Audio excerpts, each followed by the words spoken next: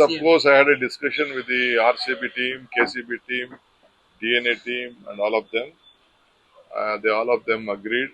I spoke to the Honorable Speaker also, and we all been convinced. They have agreed for free tickets for the RCB team, IPL matches, three free tickets to our legislators and parliament members.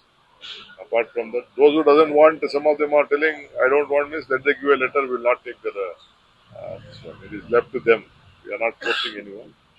And as far as the KSCA is concerned, on international matches, only two tickets they can give. If they want two tickets, they can buy.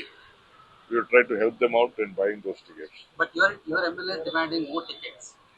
They will demand 100 things. We can't yield to all those things.